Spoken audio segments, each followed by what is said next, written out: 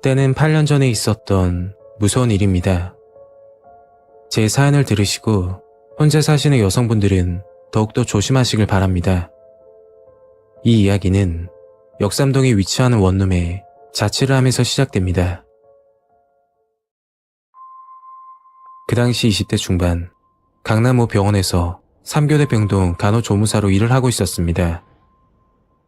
저희 집은 서대문구인데 병원까지 출퇴근이 너무 힘들어서 시간이 날 때마다 역삼동 근처 원룸을 알아보고 있던 중이었죠. 신축 건물에다 치안이 좋은 곳들은 월세가 너무 비싸고 오래된 곳으로 알아보니 마음에 드는 집이 없더군요. 그렇게 고민하던 중 같이 근무하던 간호사 언니가 지인이 이사 예정인데 위치도 좋고 깨끗하다고 한번 알아봐준다고 하는 거였죠. 제 입장에서는 너무 고마워서 만약 이사하게 되면 한턱 쏜다고 하고 이야기를 끝냈습니다. 며칠이 지나 간호사 언니가 이야기했던 지인을 만나게 되었죠. 그분이 하시는 말은 계약 기간이 남아있는데 제가 바로 이사하는 조건으로 이사 비용과 한 달치 월세까지 지원해 주신다고 하더군요. 그리고 집을 구경하게 되었습니다. 원룸은 4층 건물의 3층이었고 완전 신축까지는 아니었죠. 준신축 정도 되는 건물이었는데 생각보다 정말 깨끗해서 놀랐습니다. 제일 마음에 들었던 건 베란다 쪽에 있는 조그만 테라스였죠. 생각보다 월세도 저렴해서 바로 계약하고 싶었지만 한 가지 걸리는 게 있었습니다. 그건 건물 위치였는데 인적이 드문 골목길을 지나야 해서 고민이 좀 되더군요. 그래도 이 조건에 이만한 집이 없다고 판단돼서 곧장 집주인과 계약을 했습니다. 이사 당일은 남동생이 도와줘서 무사히 잘 끝냈죠.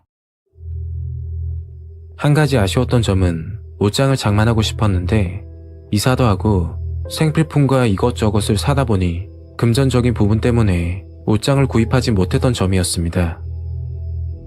그러다 문득 무료 나눔 카페가 생각이 났고 혹시나 하는 마음에 검색을 하게 되었죠. 옷장을 검색하니 수백 개의 글이 검색이 되더군요.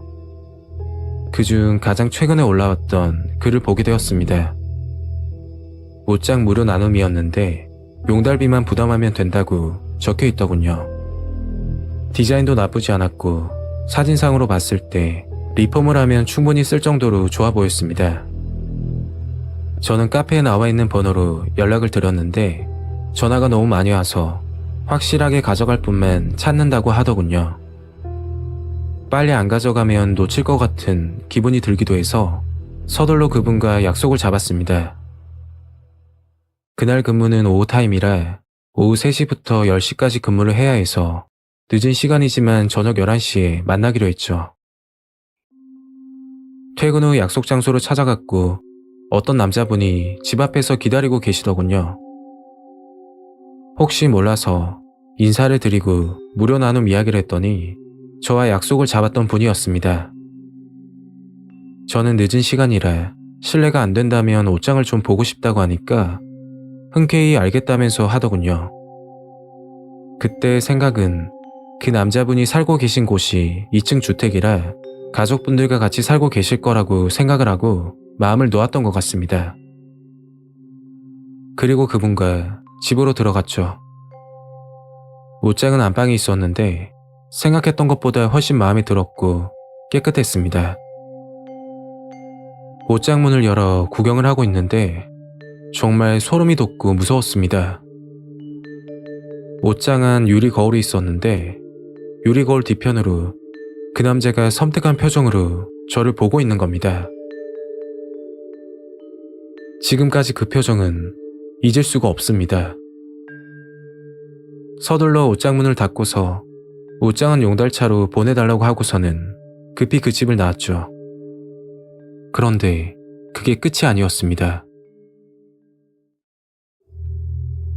다음날 야간 근무라 집에서 쉬고 있는데 오후 1시쯤 용달을 받게 되었죠. 옷장을 옮기고 나서 야간 근무를 위해 잠을 자게 되었습니다. 그리고 기분 나쁜 꿈을 꾸게 되었죠. 꿈속에서 침대에 누워 있었는데 모르는 사람들이 저를 더듬고 있는 느낌을 받았습니다. 화들짝 놀라서 일어났고 시간을 보니 8시가 다 되어가고 있더군요. 기분이 너무 찜찜했지만 이사한 지 얼마 되지 않아서 그런 거겠지 하고는 9시쯤 집을 나섰습니다. 다음날 오전 집으로 돌아왔는데 뭔가 느낌이 이상하더군요. 그런데 그 느낌은 틀리지 않았습니다. 저는 물건을 쓰면 제자리에 꼭 가져다 놓는 습관을 가지고 있는데 식탁에 물컵이 올려져 있는 겁니다. 평소 같으면 물을 마시고 싱크대 위에 놔두는데 정말 이해가 되지 않았죠. 그리고 샤워를 하고 나서 곧장 침대에 누웠습니다. 휴대폰을 보면서 좀 쉬고 있는데 문득 오른쪽을 보니까 옷장 문이 열려 있더군요. 저는 옷장 쪽으로 다가가서 문을 닫았는데 미닫이 부분이 고장이 난 건지 문이 계속 열리는 거였죠. 손을 좀 봐야겠다 싶어서 문을 열었는데 그 순간 너무 무서워서 아무것도 할 수가 없더군요. 옷장 안쪽에서 어떤 남자가 숨어 있었는데 저를 보자마자 튀어나오는 겁니다. 너무 놀라서 곧장 화장실로 도망가 경찰서에 신고를 했죠. 잠시 후 경찰차 사이렌 소리가 들려 화장실 밖으로 나왔습니다. 그 남자는 도망간 건지 보이질 않더군요. 경찰에 신고 접수를 하고 나서 당분간 본가에서 지냈습니다. 2주 정도 지나 담당 형사님께 연락이 왔는데 충격적인 이야기를 하더군요. 그 남자는 가스 배관을 타고 올라와 테라스 창문으로 들어온 거라고 말했습니다. 그리고 상습범이라고 하던데 무료 나눔 카페에서 여성들만 노리는 남자라고 하더군요. 지금까지 피해자들이 보복당할까봐 신고를 하지 않아서 잡히지 않았다고 했죠. 옷장이나 책상 등 직접적으로 들고 가기 힘든 물건들만 올려놓고 용달을 보내야 되니 주소를 알려달라고 한답니다. 피해자들은 아무 의심 없이 상세 주소를 알려주고 기회를 봐서 무단 침입을 한다고 하더군요. 그리고 3층에 살아도 창문은 꼭 잠그고 다니라고 한마디 하셨습니다. 그 남자는 징역 10개월을 선고받았고 출소 후에 집으로 찾아올까 싶어 급하게 집을 내놓고 본가로 들어갔었죠. 8년이나 지난 일이지만 정말 무섭고 끔찍한 기억으로 남아 있습니다.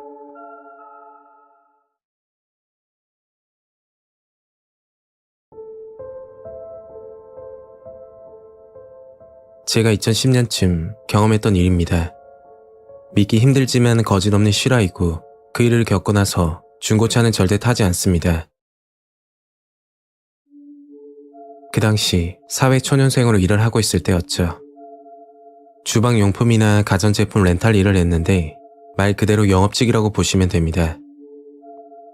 일을 배우기 시작할 때는 선배가 운전을 하고 저는 조수석에 탑승하고 다녔는데 어느 정도 시간이 흐르니까 차가 없으면 안 될 것 같더군요.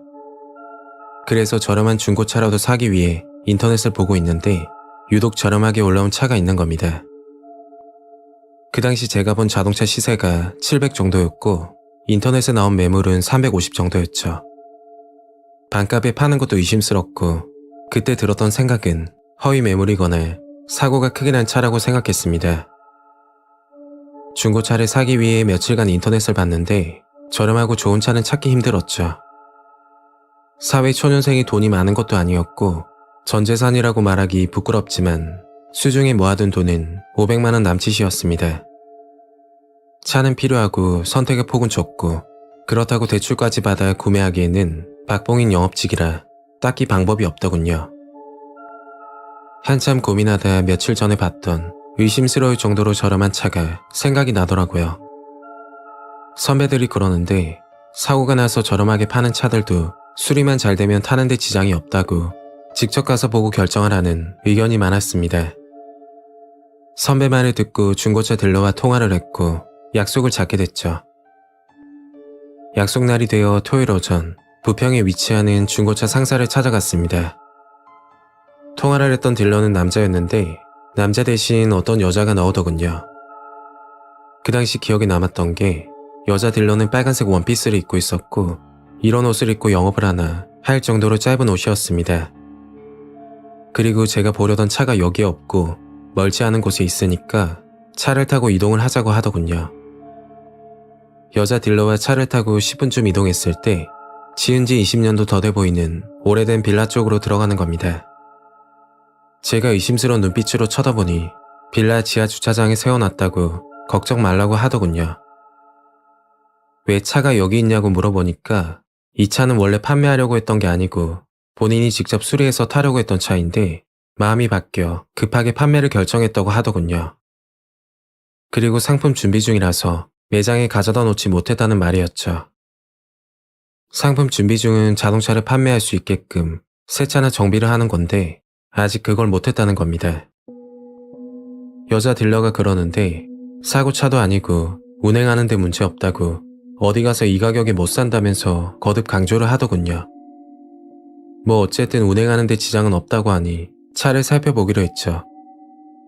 천천히 차를 봤는데 지하 주차장 구석에 방치되어 있어서 그런지 먼지가 뿌옇게 쌓인 상태였습니다. 저렴한 중고차라서 외관은 크게 상관없었고 성능이 중요하다고 생각했죠. 차에 타서 시동도 걸어보고 시운전도 해봤지만 뭐 나름 이 가격에 괜찮다 싶더군요. 다만 한 가지 마음에 걸리는 건 자동차 실내에서 나는 냄새였는데 쾌쾌한 곰팡이 썩은 냄새라고 표현하면 비슷할 겁니다. 무슨 냄새인지 싶어서 차 안을 살펴보려는데 여자 딜러가 다급하게 차에 타서 이상 없다고 말을 하더군요. 차 안을 유심히 보지 못했던 게 여자 딜러가 짧은 치마를 입고 있어서 민망하다는 생각이 먼저 들었습니다. 냄새는 환기시키면 되니까 나쁘지 않다고 생각돼서 계약을 하게 되었죠. 그렇게 차를 구입하고 나서 일을 하게 되었고 믿기 힘든 일을 겪게 됩니다. 그날은 지방 거래처를 다녀오던 중이었는데 거래처 사장님과 저녁을 먹었던지라 시간이 꽤 늦어졌죠. 한참 고속도로를 운전하고 있는데 자꾸 뒤에서 이상한 느낌이 드는 겁니다. 차를 세우고 나서 담배를 한 대 태우고 뒷자리를 확인했더니 예상대로 아무것도 없었죠. 피곤해서 그런가 보다 하고 다시 출발하는데 이유 없이 등골에 소름이 돋고 운전에 집중을 할 수가 없었습니다. 농담이 아니고 머리가 쭈뼛 쓴다고 해야 될까요? 하여튼 말로 표현이 안 될 만큼 섬뜩한 기분이었습니다. 이대로 운전하면 사고가 날 것 같은 기분에 선배에게 전화해서 근처에서 자고 아침 일찍 출발하겠다고 했죠. 그리고 고속도로를 빠져나와 근방에 있는 모텔을 들어갔고 그때까지는 피곤해서 그런가 보다 생각했습니다. 그리고 잠이 들게 되었는데 정말 무서운 꿈을 꾸게 됐죠. 꿈에서 저는 운전을 하고 있었고 길이 좋지 않은 비포장 도로였습니다. 한참 운전을 하다 구석진 곳에 차를 세우더니 창문을 닫고 나서 조수석에 연탄불을 피우고 눈을 감았죠. 그 순간 너무 놀라서 눈을 뜨게 됐고 정말 생생한 꿈에 날이 밝을 때까지 잠을 이루지 못했습니다. 그리고 오전 일찍 모텔에서 나오다가 문득 생각이 들더군요. 차에서 큰 사고라도 난 게 아닐까 하는 생각이 들면서 불안했죠. 고속도로를 진입하기 전 근방에 카센터가 보이길래 카센터 사장님께 물어봤습니다. 며칠 전 중고차를 샀는데 큰 사고가 있던 차인지 물어봤고 사장님은 차를 보기 시작했죠. 여자 딜러는 무사고라고 했지만 제 생각은 저렴한 가격 때문에 분명 사고가 있을 거라 생각했습니다. 그런데 그게 아니었죠. 딜러 말대로 무사고 차량이고 수리 흔적도 없다고 말씀하시더군요. 그 말을 듣고 피곤하다 보니 기분 나쁜 꿈을 꾼 거라고 생각하고 있는데 사장님이 심각한 표정을 짓더니 웬만하면 환불하는 게 좋다고 말을 하시는 겁니다. 그리고 사장님은 조수석 시트 커버를 벗기고 밑을 보라고 하더군요. 그걸 보고 나서 온몸에 소름이 끼치더라고요. 조수석 시트 밑에 둥글게 파인 자국이 있었는데 그곳에 연탄을 가져다 놓으니까 사이즈가 정확하게 일치하는 겁니다. 이 차는 교통사고가 난 건 아니지만 실내에서 무슨 일이 있었던 게 분명했죠. 저는 딜러에게 연락해서 자초지종을 설명하고 환불을 요청했더니 차에 이상이 있는 게 아니면 힘들다고 알아서 하라는 겁니다. 너무 당황스러워서 도대체 이 차에서 무슨 일이 있었냐고 물었더니 딜러는 모른다고 대답을 피하더라고요. 그 차를 타기에는 찜찜하고 섬뜩해서 차는 폐차했고 폐차하기 전 소주 한 병을 사서 차에 뿌려주었습니다. 사건이 있고 나서 다른 차를 구매하게 됐고 다행히 하던 일이 잘 풀려 현재는 개인 렌탈 사업까지 하게 됐죠. 아직도 기억에 남는 건 모텔에서 꿨던 꿈인데 아마 차에서 극단적인 선택을 하신 고인분이 나타난 게 아닐까 생각이 들었습니다. 차를 신중히 고르지 못한 제 잘못도 크지만 돈을 벌기 위해 수단과 방법을 가리지 않는 사람들도 있다는 게 충격이었죠. 아직도 믿기 힘들지만 정말 소름 끼치는 일이었고 여러분께 드릴 말씀은 시세보다 저렴한 중고차는 무조건 피하라고 말씀드리고 싶네요.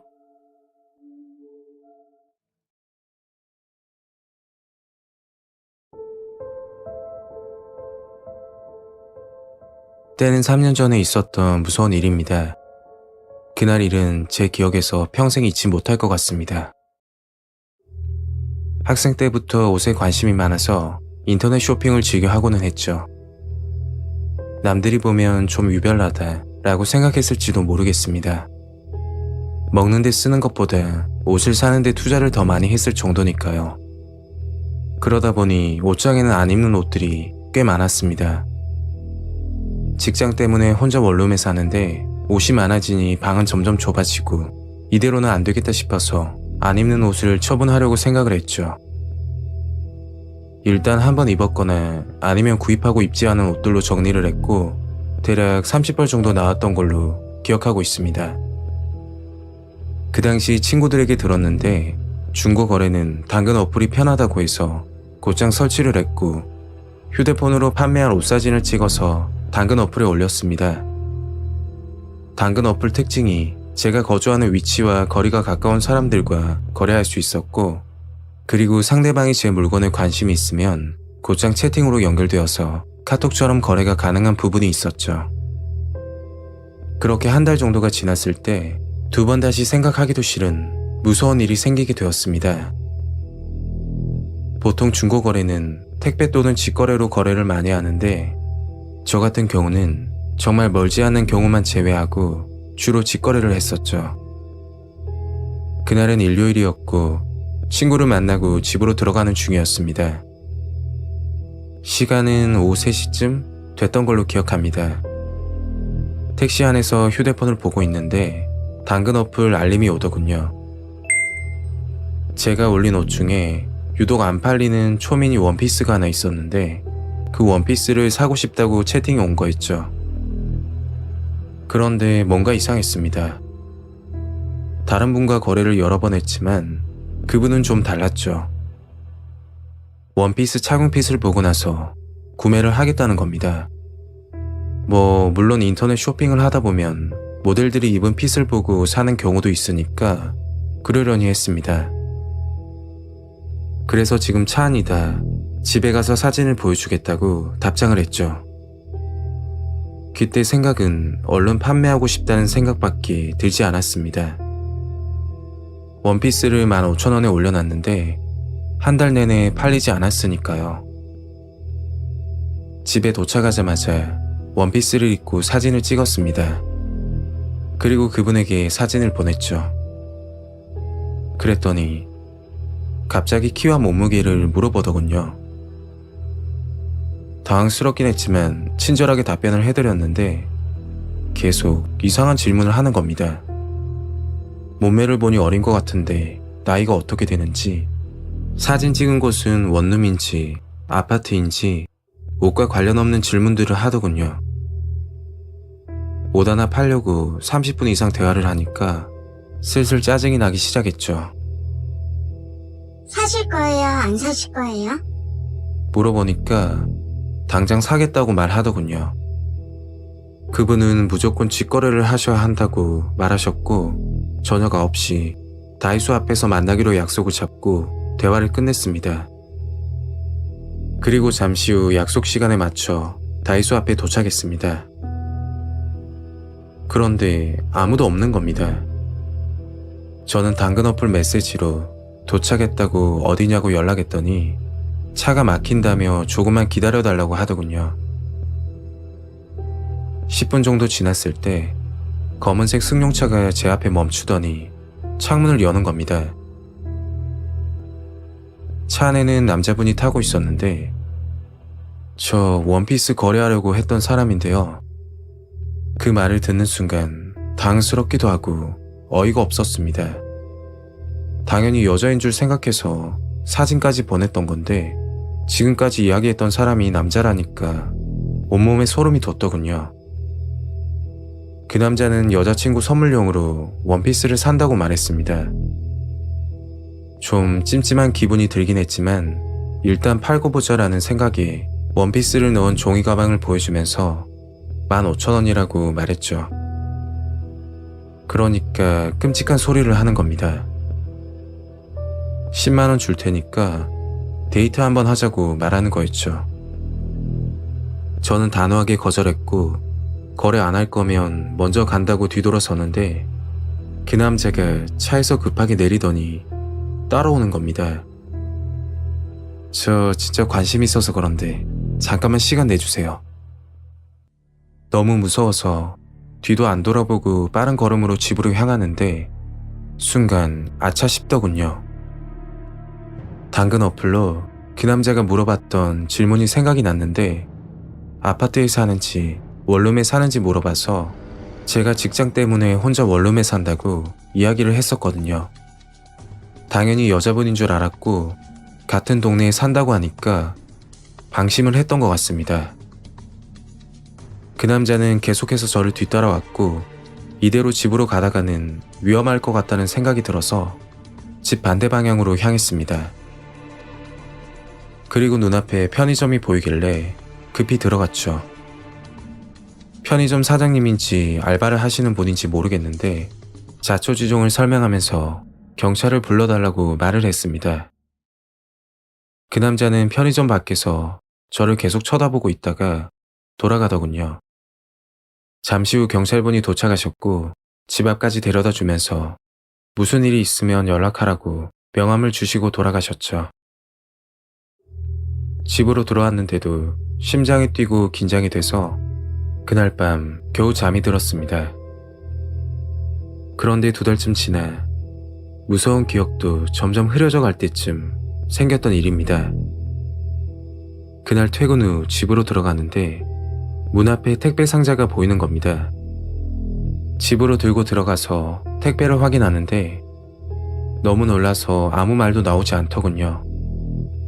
택배 상자 안에는 남자 속옷과 사용했던 콘돔들이 들어있는 겁니다.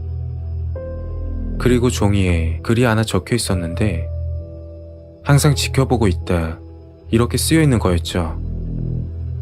무서워서 곧장 신고를 했고 일주일쯤 지나 원룸 주변 CCTV로 인해서 그 남자는 검거되었는데 2달 가까이 저를 지켜보고 있었다고 했고 심지어 직장까지 알고 있었다고 합니다.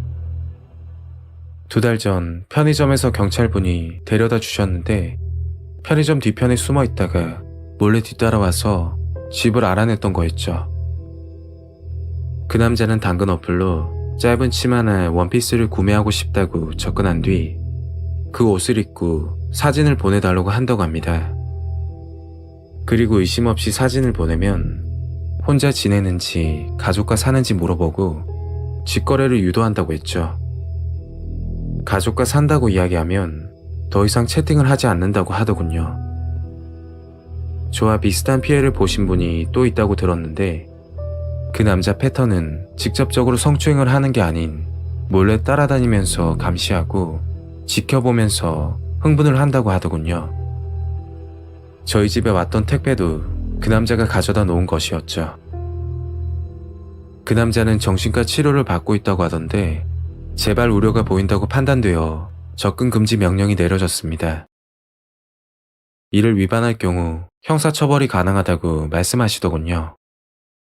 다행히 그날 이후로 그 남자의 소식은 들을 수 없습니다. 하지만 그때 그 기억 때문인지 밤늦게 집에 귀가할 때면 누군가 지켜보고 있는 착각이 들어서 너무 무섭습니다.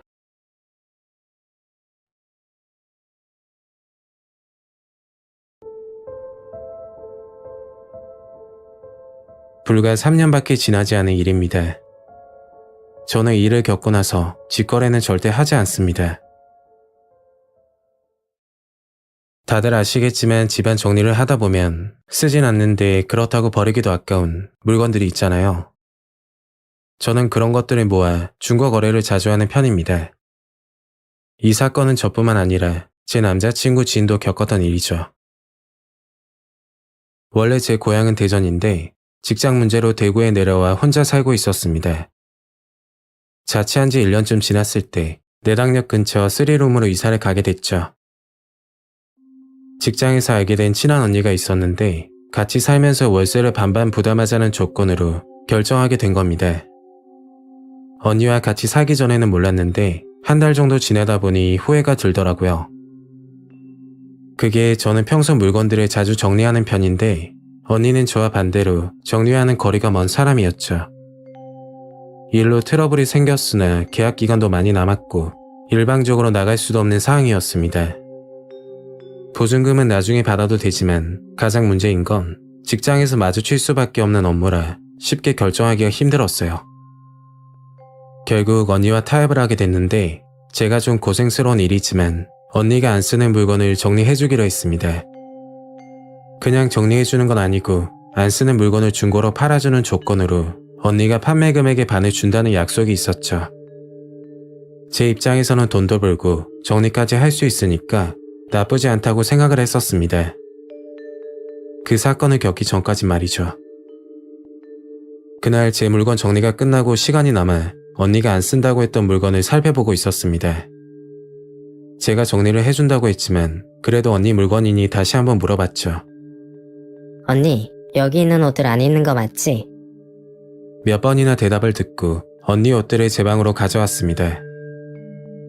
세탁만 하면 새 옷으로 봐도 될 정도로 오염도 없었지만 제가 입기에는 사이즈가 맞질 않았죠. 언니는 키가 크고 마른 몸이고 저는 작은 키에 통통한 체형이라 그 옷들은 그림의 떡이었어요. 방으로 들고 온 옷들을 펼쳐 사진을 찍고 중고 마켓에 올리게 됐죠. 그리고 잠시 후 옷을 사고 싶다는 메시지가 왔고 저는 상대방과 약속을 잡았습니다. 내당역에서 만나기로 했는데 걸어서 1분도 안 되는 거리였고 상대방이 직거래를 원해서 직접 만나기로 했던 거죠. 시간은 저녁 7시 정각으로 잡았고 그날 퇴근하고 옷을 챙겨 내당역으로 향했습니다. 약속 시간보다 5분 일찍 도착했는데 맞은편에 대형마트도 있고 저녁 시간이라 그런지 유동 인구가 많아 누가 구매자인지 판단하기 어려울 정도였죠. 시간이 흘러 7시 정각이 됐을 때쯤 구매자에게서 메시지가 왔습니다. 어디세요? 죄송한데 1번 출구 앞으로 오실 수 있나요? 저와 판매자는 서로 전화번호를 모르는 상황이라 중고마켓 메시지로 대화할 수밖에 없는 상태였어요. 어쨌든 제 위치는 대형마트 맞은편 2번 출구였는데 1번 출구까지 가려면 길을 건너야만 했죠. 저는 구매자에게 기다려달라 말하고 횡단보도를 건너 1번 출구로 걸어갔습니다. 출구 앞에는 흰색 자동차 한 대가 서 있었고 제가 가까이 다가가니 창문을 열더군요. 근데 좀 당황스러웠던 게 차 안에 타고 있던 건 40대 정도로 되어 보이는 남자였습니다. 처음에는 여자친구나 아내 선물로 주려나 보다 생각이 들었는데 새 옷도 아니고 중고를 사는 것도 말이 안 되고 순간 머리가 복잡해지더라고요. 저기요, 잠깐 차에 타서 옷 좀 봐도 될까요? 그래서 저는 내려서 직접 보는 게 좋을 것 같다고 말하니까 그럼 그냥 살게요. 그 말만 하고 돈을 주더군요. 제가 돈을 받자 그 남자는 곧장 출발했고 그렇게 거래는 끝이 났습니다. 저는 차에 대해서는 잘 모르는 편인데 그 사람 차는 확실히 알겠더라고요. 그 당시 사귀던 남자친구가 타고 다니던 차와 차종과 색상까지 똑같아서 기억이 남았던 거죠. 집으로 들어와 언니에게 방금 있었던 상황을 말했습니다. 언니, 내가 방금 거래하고 왔거든? 근데 여자가 아니고 남자더라고. 언니는 그 남자 중고마켓 아이디를 확인하더니 뭔가를 체크하더군요. 아이디를 누르면 거래한 횟수와 매너 거래를 했는지 알아보는 정보가 있었는데 그 남자 아이디는 거래 횟수도 많고 평이 정말 좋은 편이었죠. 너가 뭔가 오해한 거 아니야? 언니 말을 듣고 나니 제가 잘못 생각했을 수도 있겠다는 생각이 들었습니다. 따지고 보면 별다른 일도 일어나지 않았으니까요. 그 일이 있고 나서 한 달 정도가 지나 다시 그 남자와 거래를 하게 됐고 이번에도 차에서 내리지 않고 돈만 주고 가더라고요. 그때까지는 좀 특이한 사람이다 정도로만 느꼈습니다.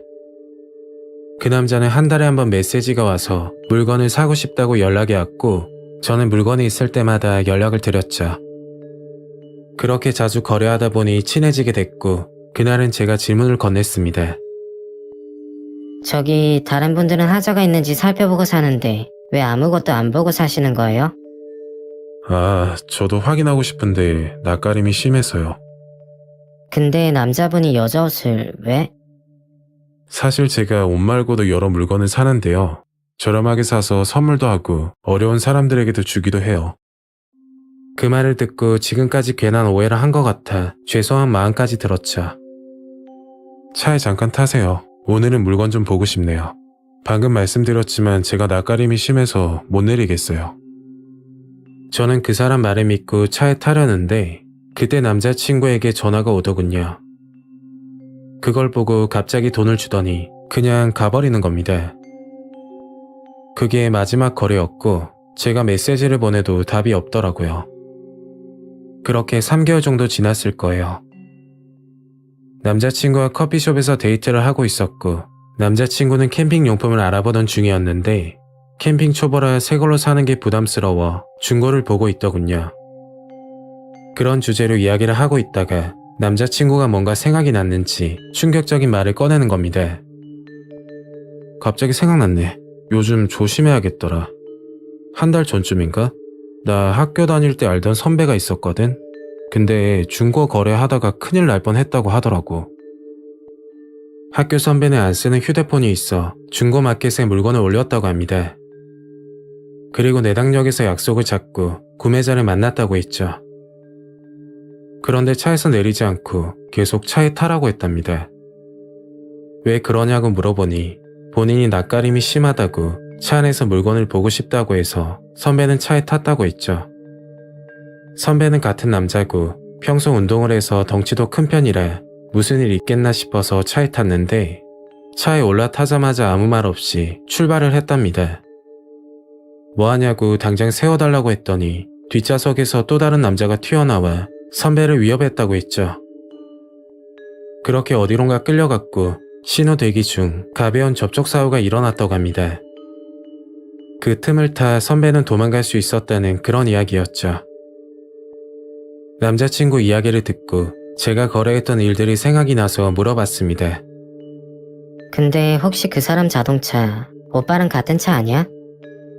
그러니까 어떻게 알았냐고 깜짝 놀라더라고요. 그래서 제가 거래했던 일을 말을 해줬더니 같은 동일범이 맞는 것 같다면서 큰일 날 뻔했다고 했죠. 그리고 아이디에 나와 있던 거래 횟수와 매너 거래 정보는 좋을 수밖에 없었습니다. 차에 타기 전까지 아무 문제가 없으니 매너 거래였던 거고 차에 타고 나서는 더 이상 평가를 할 수 없는 사항이었던 거죠. 다행히도 그 선배는 접촉사고가 일어나는 바람에 빠져나올 수 있었지만 그게 아니었더라면 정말 섬뜩하더라고요. 만약 그날 제가 그 차에 탔더라면 여기에 사연을 보내지도 못했을 겁니다.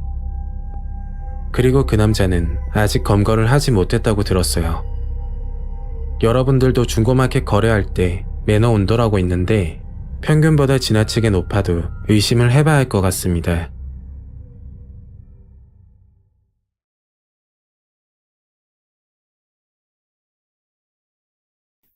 제가 울산에서 경험했던 정말 무서운 경험담을 제보하려고 합니다. 2번 다시 겪고 싶지 않은 섬뜩한 일이었고 현재는 정말 주의하며 지내고 있습니다. 지금부터 5년 전쯤 있었던 일입니다. 그 당시 20대 중반, 저는 학교를 다니고 있는 대학생 신분이었죠. 일단 제 성격은 평소에는 별 생각이 없다가 갑작스럽게 필요한 물건이 있으면 그걸 꼭 사야 적성이 풀리는 성격이었습니다. 그렇다고 해서 대학생 신분에 맞지 않게 사치를 한다는 말은 아니고 적당한 선에서 필요한 물건만 구매를 하는 편이죠. 그리고 사건이 일어나기 며칠 전, 저는 노트북을 구매하기 위해서 인터넷 사이트를 검색하고 있었습니다. 제가 영상 편집에 관심이 많았는데 영상 편집용은 어느 정도 사양이 따라줘야 해서 가격대가 너무 저렴한 건 구매를 할 수가 없었어요. 한참 고민하다 새 것 같은 중고를 구입하기로 결정을 하고 카페를 검색하다 말 그대로 A급 물건을 찾을 수가 있었죠. 제품 설명란을 보니 구입하고 나서 한 달 정도 쓰다 판매하는 제품이고 제품 포장 박스까지 그대로 있던 물건이었습니다. 거기다 가격은 40%나 감가되어 있더라고요. 와, 뭐지? 이 가격에 이걸 판다고? 그 당시 들었던 생각은 미끼용 상품이거나 그게 아니라면 직거래 말고 택배 거래를 유도해서 일명 돈을 받고 잠수를 타는 먹튀를 당할 것 같다는 느낌을 받았죠. 근데 사실상 주관적인 생각이라 일단 연락을 해보기로 결정했습니다. 안녕하세요. 카페 글 보고 연락드렸는데요. 상대방은 젊은 목소리의 여성이었는데 노트북 같은 고가의 물건은 무조건 직거래를 해야지 뒤탈이 없다며 먼저 만나자는 제안을 하더라고요.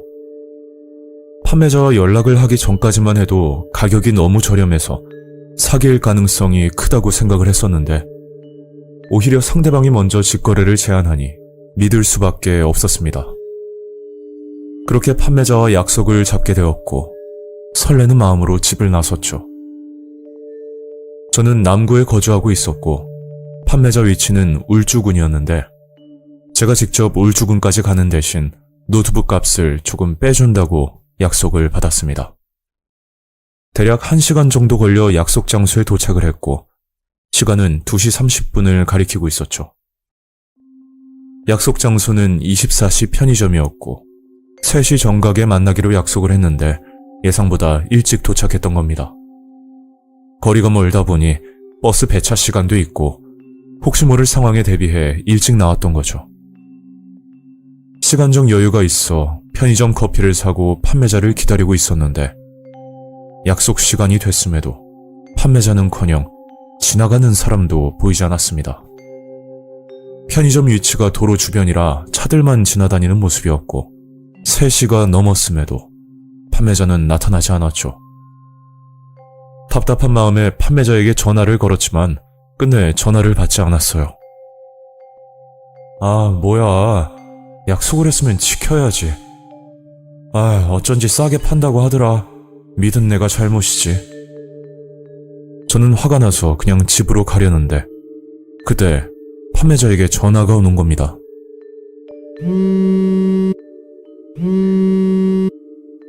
저기요, 죄송한데 제가 좀 전에 계단을 내려가다 발목을 다쳐서요. 죄송하지만 저희 집 근처로 와주실 수 있을까요? 판매자는 울먹거리는 목소리였고 현재 위치와 멀지 않은 거리라 알겠다고 대답을 했죠. 1시간이 걸려 여기까지 왔는데 그냥 돌아가기에는 시간도 아깝고 만약 판매자가 올린 물건에 하자가 없다고 가정한다면 정말 좋은 가격이었기 때문에 꼭 구매하고 싶은 생각밖에 들지 않았습니다. 그렇게 저는 택시를 잡아타고 대략 5분쯤 걸려 목적지에 도착했죠. 주변을 살펴보니 원룸 건물이 나란히 붙어있는 정말 흔하디 흔한 아주 평범한 골목이었습니다. 저는 택시에서 내리자마자 판매자에게 전화를 걸었고 좀 황당한 대답을 듣게 됐죠.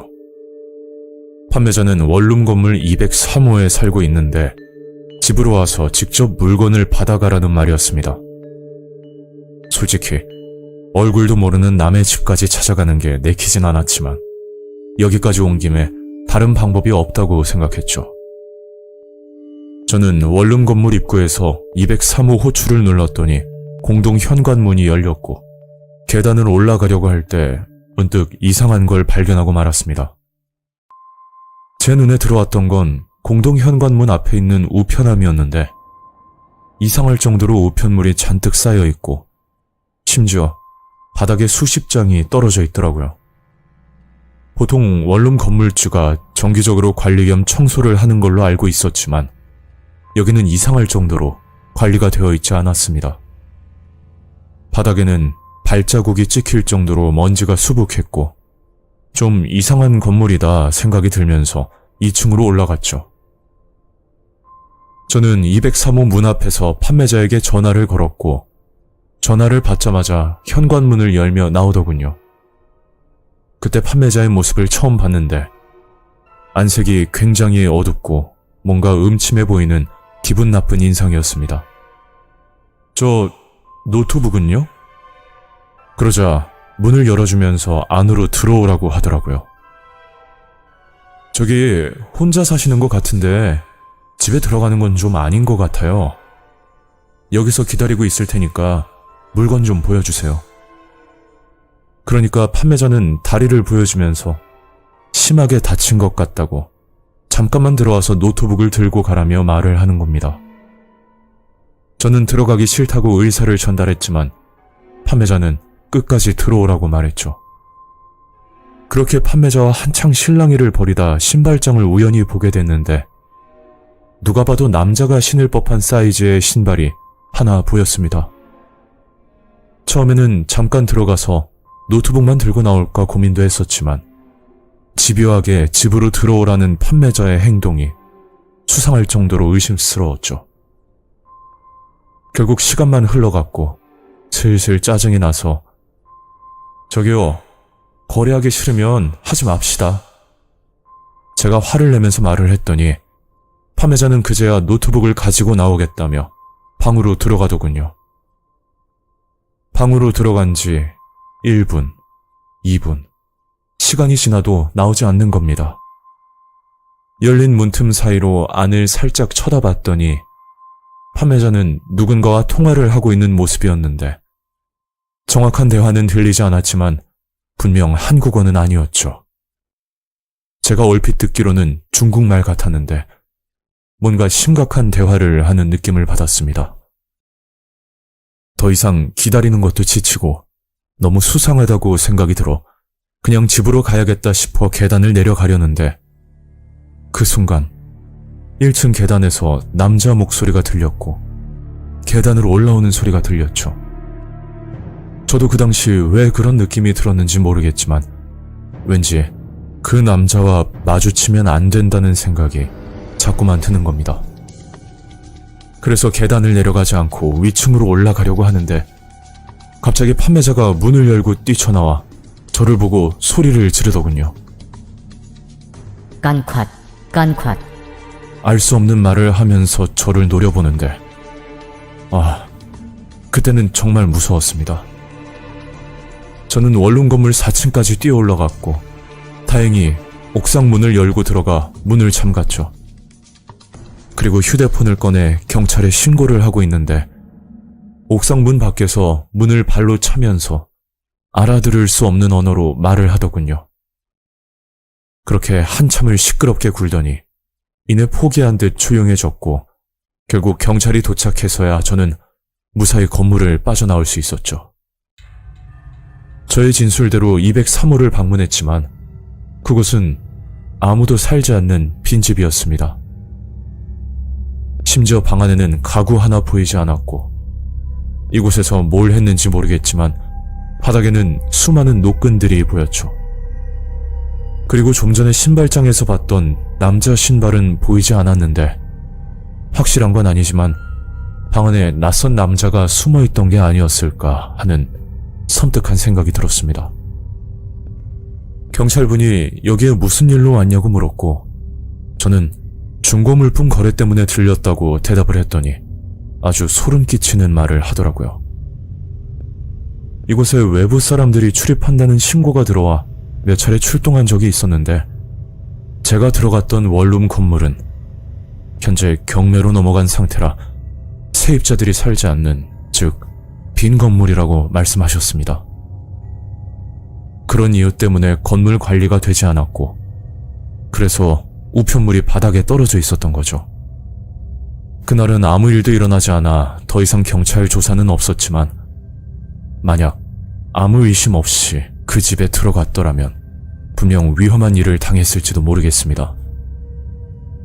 저렴한 물건을 올려놓고 그 사람을 유인한 뒤 집으로 끌어들이려고 했던 것 같은데 제가 끝까지 의심하자 밖에 있던 누군가를 불러 저를 잡으려는 생각을 했던 것 같습니다. 도대체 어떤 이유로 그런 짓을 하는지 모르겠고 그 여자가 문을 열고 나와 깐콱이라고 소리를 질렀는데 알고 보니 중국어로 빨리라는 뜻이었죠. 무사히 집으로 도착했지만 정말 아찔했던 사건이었고 이런 일은 영화에서만 봤지 제가 경험할 줄은 꿈에도 생각하지 못했습니다. 4층으로 도망갔을 때 만약 옥상문이 잠겨져 있었더라면 저는 어떻게 되었을까요? 이 사건을 겪고 나서 가끔 누군가에게 쫓기는 악몽까지 꾸곤 합니다. 정말 소름 끼치는 경험이었고 하루빨리 기억에서 지우고 싶습니다.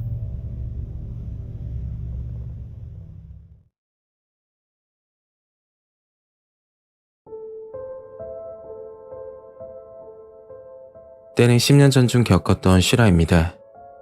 정말 섬뜩하면서도 한편으로는 안타깝기도 했던 경험이었죠. 저는 10년 전 부모님과 함께 40년이 다 되어가는 낡은 아파트에 거주하고 있었습니다. 엘리베이터가 없는 5층짜리 건물에 101동부터 시작해서 총 9개 동으로 이루어진 아파트였죠. 오래돼서 낡고 보기에는 좋지 않았지만 부모님이 신혼 때부터 거주했던 곳이고 제가 태어나서 성인이 될 때까지 지냈던 곳이라 여러 가지 좋은 기억이 있던 곳이었습니다. 그 아주머니가 이사 오기 전까지 말이죠. 그 당시 저는 대학생이었고 방학을 맞아 용돈을 벌기 위해 마트에서 파트타임으로 알바를 했었습니다. 마트 물건을 정리하는 일이었는데 큰 돈이 되는 건 아니지만 저희 집과 10분도 안 되는 거리에 위치하고 있어서 만족하며 일을 했었죠. 그날도 마트 일을 하고 있었는데 아주머니 한 분이 다가와서 양념장 코너가 어디 있냐고 묻더군요. 그래서 알려드렸더니 아주머니는 이사 온 지가 얼마 안 돼서 여기 마트는 처음 이용한다고 말씀하시더라고요. 저는 자주 이용해달라고 말씀드리고 이야기를 끝냈습니다. 그리고 퇴근하고 집으로 가는데 제 앞으로 어디서 많이 본 아주머니가 걸어가셨죠. 신기하게도 아주머니는 제가 사는 아파트로 들어가셨고 아파트 입구에서 마주치게 되었습니다. 어디서 많이 봤다고 했는데 알고 보니 좀 전에 마트에서 마주친 아주머니였죠. 우연인지 모르겠지만 같은 아파트 주민이었고 저는 101동 같은 라인에 3층에 살고 있어서 정말 신기했습니다. 그렇게 인사를 한 번 더 드리고 집으로 올라갔죠. 아주머니는 이삿떡을 돌리면서 저희 부모님이랑 점점 가까워졌고 나중에는 반찬까지 해서 줄 만큼 서슴없는 사이가 되었습니다. 그렇게 평탄한 날을 보내던 중 사건이 일어나게 된 일이 있었죠. 저희 아파트는 6개월에 한 번씩 관리실 앞에서 조그만 행사를 했는데 주민들이 안 쓰는 물건이나 안 입는 옷들이 있으면 무료로 나눔을 하는 행사였습니다. 물론 아파트 주민들만 참여하는 거라 인원이 적고 물건도 많지 않았지만 유독 엄마는 행사 때마다 나가곤 하셨죠. 엄마는 나눔 행사 구경을 하러 가고 저는 집에서 친구랑 톡을 주고받고 있는데 엄마에게 전화가 오더군요. 제게 어울리는 가방이 있다고 하면서 빨리 관리실 앞으로 오라는 겁니다. 아무리 좋은 가방이라도 남이 사용했던 건 좀 그래서 싫다고 했더니 안 오면 후회할 거라며 계속해서 말씀을 하시더라고요. 도대체 뭐길래 그러시나 싶어서 급히 옷을 챙겨 입고 관리실로 향했습니다. 엄마가 손에 들고 있던 건 누가 봐도 알만한 명품 가방이었는데 그때 생각은 무료 나눔하는 데서 누가 명품 가방을 가져다 놓겠냐는 의문이 들었고 설령 가져다 놓았다고 해도 진품이 아닌 이미테이션이라고 생각했죠. 그런데 며칠 후 그 가방이 진품이라는 걸 알게 되었습니다. 가방을 가져다 놓은 건 201호 아주머니라고 하더군요. 가방의 주인은 아주머니 딸이라고 하던데 지금은 해외에 있어서 쓰지 않는다고 나눔을 한 거라고 말했죠. 뭐 저야 가방이 생겨서 좋긴 했지만 아주머니 딸이 국내로 돌아와서 가방이 없어진 걸 알게 되면 기분이 나쁠 거라 생각이 들었습니다. 그런 이유 때문에 가방은 들고 다니지 않았죠.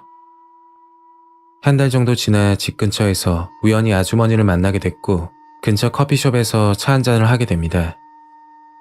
아주머니는 저를 유심히 보더니 딸 생각이 난다면서 아주머니 딸도 제 또래라고 하더군요. 국내에 들어오면 소개해주겠다고 친하게 지냈으면 좋겠다는 그런 이야기를 나눴습니다. 그리고 같이 집으로 걸어가는데 나눔에서 줬던 가방이 마음에 안 드냐고 왜 안 들고 다니냐고 묻더군요. 그래서 솔직하게 말씀드렸죠. 따님이 나중에 알게 되면 기분 나쁠 것 같다고 하니까 절대 그런 거 아니라고 하는 겁니다. 딸에게 이미 허락을 받고 나서 내놓은 물건이고 딸도 좋은 곳에 썼으면 좋겠다고 말을 했다고 했죠. 오히려 안 들고 다니면 기분 나빠할 것 같다면서 말씀하시길래 앞으로 잘 쓰겠다고 이야기했습니다. 그리고 집에 닿았을 때 아주머니가 줄 게 있다고 잠깐만 들렸다 가라는 겁니다. 저는 아주머니 집으로 들어갔고 딸이 지냈던 방으로 보이는 작은 방으로 들어갔죠. 그리고 옷장문을 열더니 이 옷 저 옷을 꺼내 제 몸에 맞춰보더군요. 어리둥절하면서 가만히 서 있으니까 아주머니는 방문을 닫아주면서 옷을 입어보라는 겁니다. 저는 커피숍에서 아주머니가 했던 말이 생각이 나서 예의상 옷을 입어봤고 아주머니는 저를 보고 엄청 만족을 하시며 옷들과 신발까지 챙겨주시더군요. 새 옷은 아니지만 한두 번밖에 입지 않은 듯 보였고 일반 브랜드가 아닌 명품 브랜드라 그냥 받는 것도 부담스러웠죠. 저는 괜찮다고 극구 사양했지만 아주머니는 우리 딸 같아서 그런다며 그냥 가져가라고 했습니다. 그 후로도 아주머니는 옷뿐만 아니라 화장품까지 챙겨주셨죠. 제일 기억에 남는 건 딸이 한 번밖에 쓰지 않았다고 주신 립스틱이었습니다. 저는 아주머니 덕에 대학 졸업 때까지 잘 입고 다녔죠. 너무 감사해서 학교 졸업 후 취업을 하게 되면 선물이라도 꼭 드려야겠다 생각을 했습니다. 그리고 그날 집으로 들어갔는데 분위기가 이상하더군요. 부모님이 싸우셨나 생각했지만 그게 아니었습니다. 제 방으로 들어가니 난장판이 되어 있었고 엄마가 제 옷을 꺼내 정리를 하고 있었죠. 뭐 하시는 거냐고 물으니까 이 옷들 당장 버려야 된다고 말씀하시는 겁니다. 그리고 엄마에게 충격적인 이야기를 듣게 됐죠. 201호 아주머니에 관련된 이야기였는데 믿기 힘든 내용이었습니다. 아주머니는 여기로 이사 오기 전 딸과 둘이 살고 있었고 딸이 사치가 굉장히 심했다고 했죠. 월급을 받으면 옷과 신발을 사는데 다 써버리고 그것도 모자라 대출까지 받아서 쇼핑을 했다고 합니다. 옷장에는 입지 않은 옷들이 가득했고 아주머니는 딸에게 늘 잔소리를 했다고 하셨죠. 화가 난 아주머니는 딸이 나가지 못하게 머리를 삭발시켜 버렸고 방 안에 CCTV까지 설치해 감시를 했다고 합니다. 결국 딸은 방 안에서 극단적인 선택을 했고 아주머니는 이사를 오게 된 것이죠. 딸의 죽음을 눈앞에서 본 아주머니는 정신적 충격을 받아 딸이 사망한 사실을 가끔씩 잊어버리고 다녔다고 합니다. 그날 엄마가 반찬을 갖다 주려고 아주머니 댁을 찾았는데 거실 한켠에 있던 영정 사진을 받고 누구냐고 물었더니 급히 사진을 숨기면서 나가라고 소리를 질렀다고 했죠. 엄마는 당황스러워하면서 나가려고 하는데 그때서야 솔직하게 이야기를 했다고 합니다. 엄마는 충격을 받고 집으로 오자마자 아주머니에게 받은 옷들을 정리하고 있던 중 제가 들어왔던 거죠. 저는 그것도 모르고 몇 년간 고인의 옷을 입고 살았던 겁니다. 옷이야 그렇다고 하지만 정말 소름 돋는 건 아주머니가 건넨 립스틱인데 아침마다 그걸 사용했던 저를 생각하니 너무 섬뜩하더군요. 그 사건이 있고 나서 반년 후 이사를 하게 됐고 현재 그 아파트는 아직까지 그 자리에 남아 있습니다. 어떻게 보면 정말 안타깝고 슬픈 일이지만 고인의 옷과 신발을 신고 살았던 몇 년을 기억하면 충격이 가시질 않네요. 그 아주머니는 제가 따님의 옷을 입고 다니는 모습을 보면서 고인이 된 딸을 회상했던 건 아닐까 하는 씁쓸한 생각이 들었습니다. 10년이나 흘렀지만 아직도 아파트가 있는 근방을 지나갈 때면 혹시나 아주머니를 마주칠까봐 저도 모르게 긴장이 되네요. 듣는 분들은 어떠실지 모르겠지만 저에게는 정말 섬뜩한 일이었습니다. 오늘 이야기는 여기까지입니다. 구독과 좋아요 잊지 않으셨죠? 다음 영상으로 또 뵐게요. 감사합니다.